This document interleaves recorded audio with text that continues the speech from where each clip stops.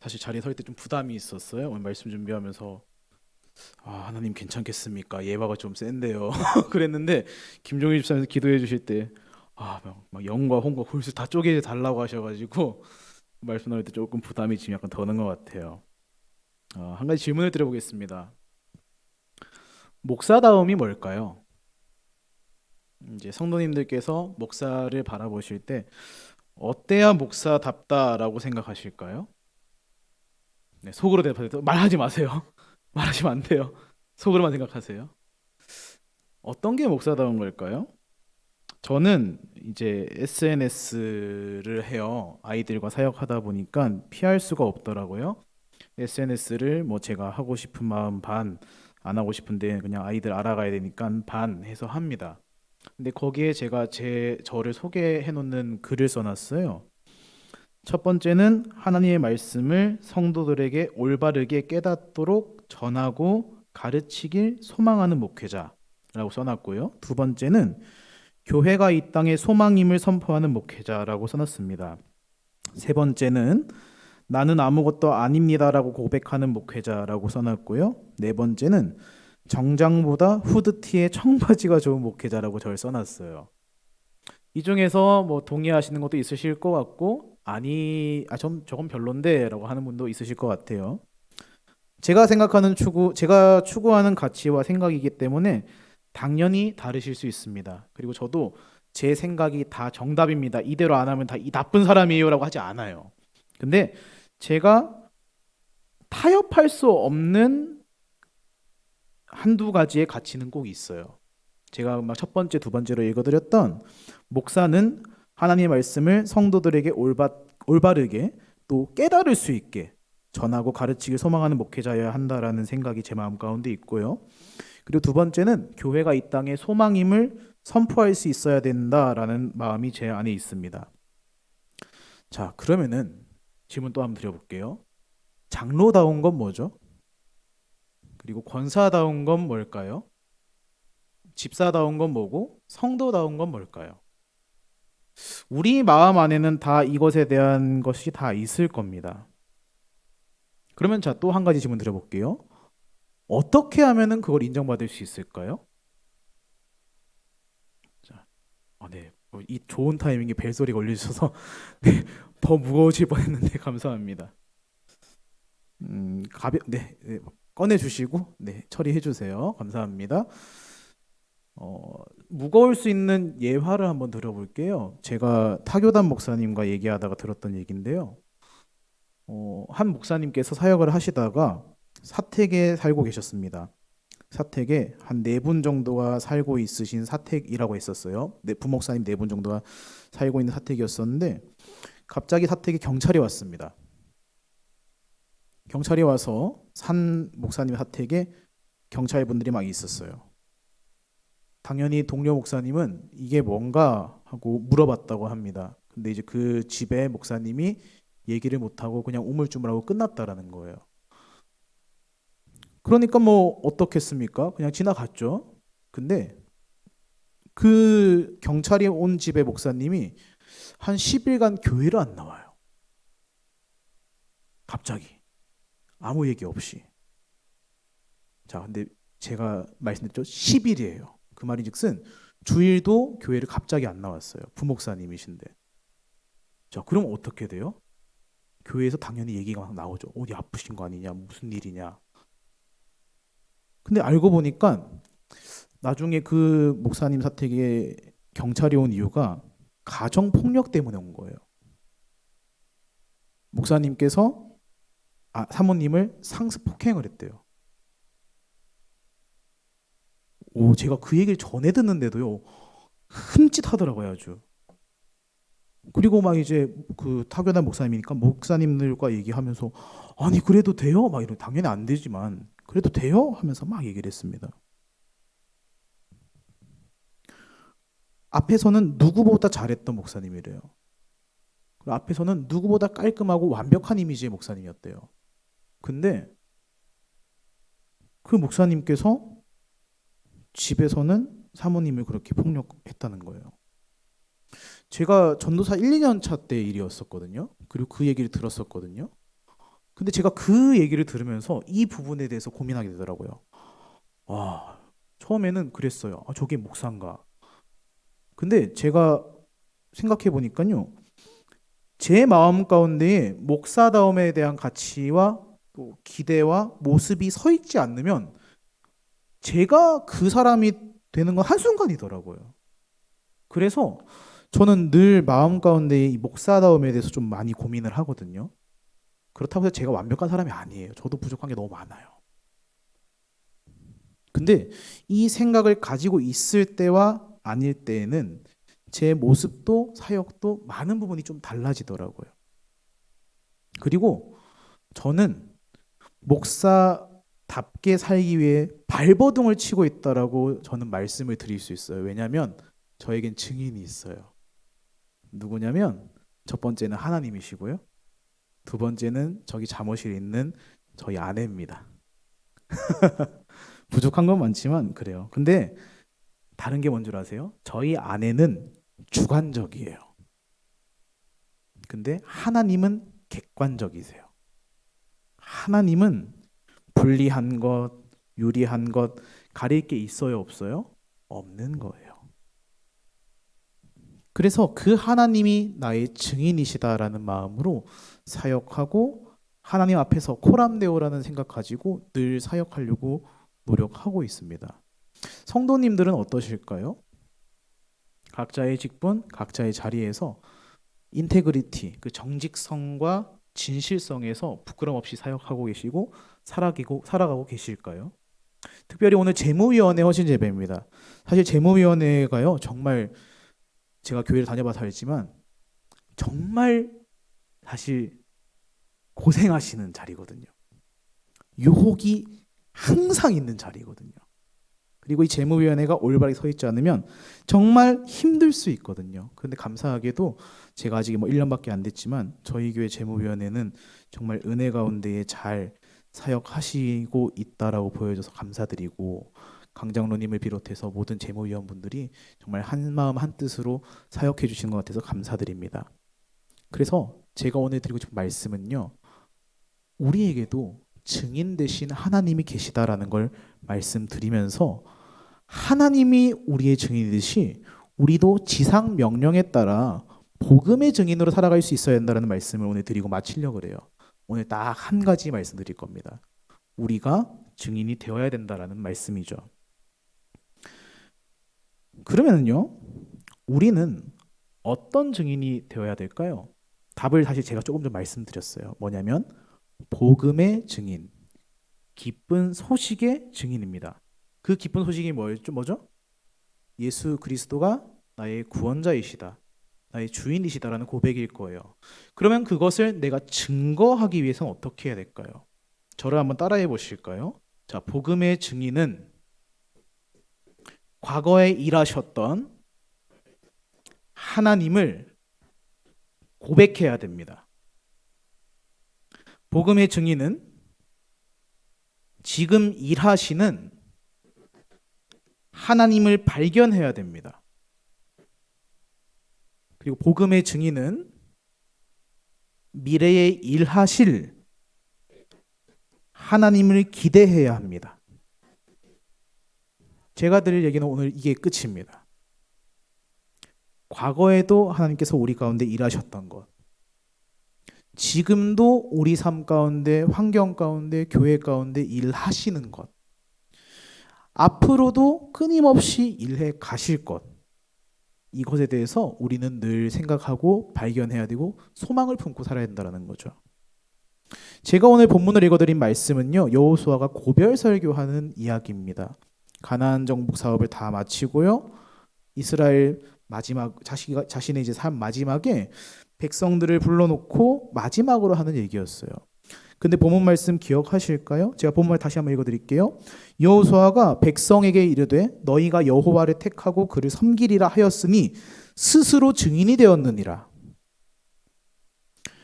출애굽 이후에 여호수아와 함께 가나안 땅 정복 사업을 하면서 순탄하지 않았거든요.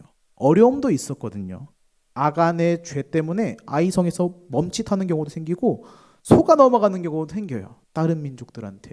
그런데 그 모든 시간을 다 은혜로 지나오고 가나안 땅 사업을 마친 후에 여호수아가 마지막에 백성들한테 말하는데 너희가 고백하지 않았냐? 너희가 여호와를 택하고 그를 섬기리라 하였으니 스스로 증인이 된 거다라고 말하는 거죠. 그리고 이어서 백성들이 뭐라고 하는 줄 아세요? 그 뒤에 나옵니다. 그들이 이르되 우리가 증인이 되었나이다 하더라라고 말해요. 여러분은 복음의 증인이십니까? 아니십니까? 이럴 땐 좀 자신 있게 대답해 주셔야 될 것 같아요. 다시 한번 제가 못 들은 척 할게요.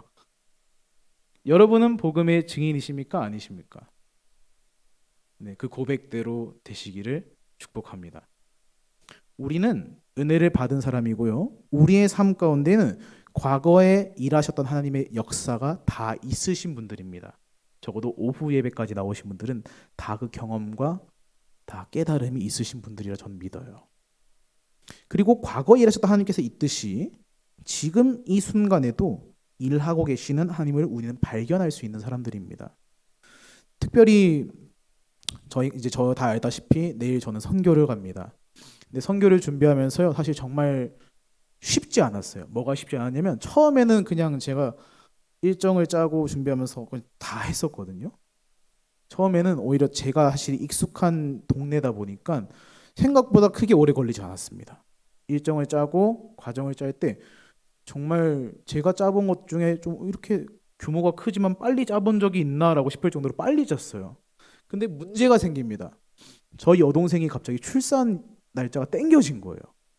그래서 원래 저는 당연히 저희 아버지 교회에 저희 선교팀 데리고 가가지고 막 숙소로 쓰고 거기서 활동을 하고 거기 연계돼 있는 기관들을 가서 하면 되겠다라고 기획을 했는데 앞불싸 싶은 거예요. 이제 여동생이 출산을 하고 몸조리를 해야 된다. 올 수 없다 그러시는 거예요. 그래서 아니 그러면 좀 빨리 좀 알려, 기뜸 좀 빨리 해주지. 지금 12월 말 1월 초 이때 뭐 하는 거냐고 아버지한테 화를 냈어요. 그래서 막 그 발등에 불이 떨어집니다. 근데 제 힘으로 어떻게 할 수 없더라고요. 그렇죠? 그래서 제가 담임 목사님께 가서 목사님 이러 합니다라고 하니까 목사님께서 기도하면서 준비해보자라고 해주셨어요. 그리고 목사님께서 사실은 이제 답사를 한번 갔다 오면서 기도하며 준비 잘 해보면 좋겠다라고 하셨어요. 근데 제가 그 얘기를 듣고 답사를 가면서 어마어마한 일들을 경험하게 돼요. 뭐냐면 저희가 이번에 선교지로 가고 또 함께 고성에서 머물 동산 선교교회랑 저는 아무 연관이 없어요. 전 사실 몰랐던 교회였습니다. 그리고 저희 아버지도 그렇게 잘 아는 교회가 아니었어요. 근데 제가 여기서 고성까지 운전해 보니까요 6시간 반 걸리더라고요. 그때 혼자 운전하면서 갔었거든요. 그러면서 막 내려가는 시간 동안 안 자려고 제가 동료 목사님들하고 막 전화를 했어요. 오랜만에 입하고 하면서 내가 선교를 가는데 야 진짜 대략 난감하다. 어떡하냐 기도해줘라 하는데 동료 목사님한테 우연히 얘기를 들은 거예요. 동산 선교교회라는 데가 있다더라. 그렇냐? 그럼 내가 한번 가보겠다 하고 그래도 이제 한참 저한테는 대선배 목사님이시니까요. 저희 아버지한테 여쭤봤어요. 아버지 혹시 반경스 목사님이란 분을 아세요? 그러니까 이제 아버지가 알지. 그래서 그럼 아버지 나 좀 도와주세요. 그래서 이제 목사님 좀 찾아뵈야 될 것 같아요. 그래서 했는데 사실 저희 아버지랑 그렇게 막역한 사이가 아니시더라고요. 몰랐어요. 막역한 줄 알고 저는 됐다 하고 내려갔는데 아니었었어요. 근데 기도하는 마음으로 막 갔었어요. 동산선교회 무작정 팡팡팡 두드렸어요. 근데 그 목사님께서 이제 저를 쉬는 날에 맞아주시고 월요일이었으니까요.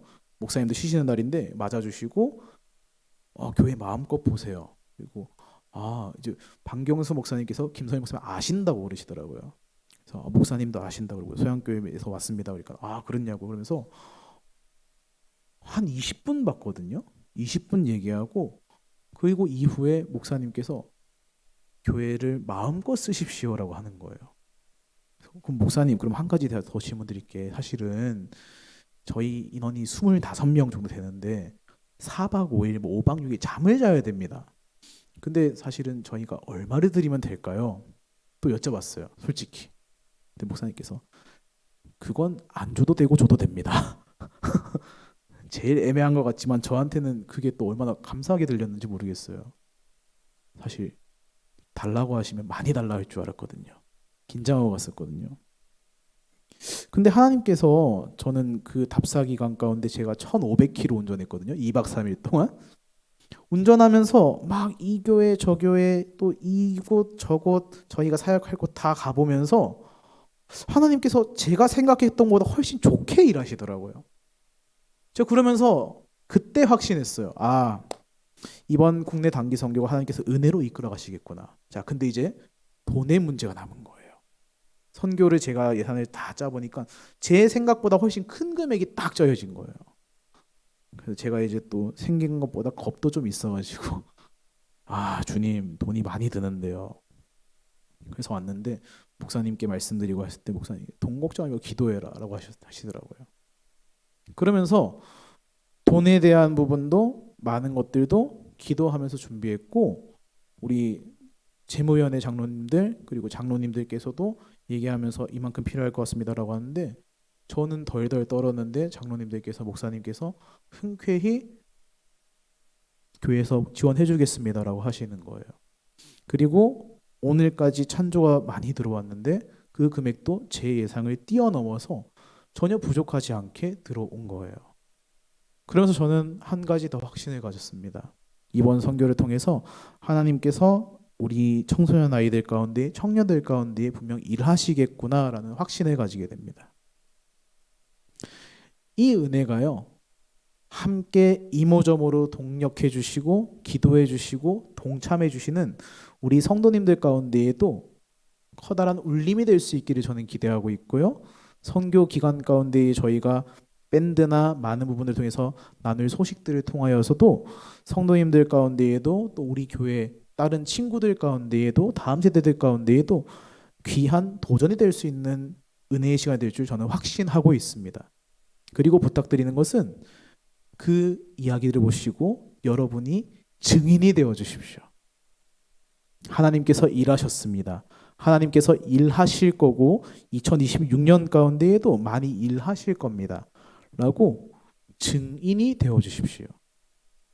그리고 우리의 가장 큰 증인인 하나님을 바라보면서요, 우리 마음 가운데 증인으로서 가장 중요한 고백, 복음의 증인으로서 가장 중요한 고백, 나를 구원하신 그 예수님께서 어제도 오늘도 내일도 나와 늘 동행하시며 나의 삶을 우리 교회를 이끌어 가신다라는 놀라운 고백의 증인이 되어 주십시오.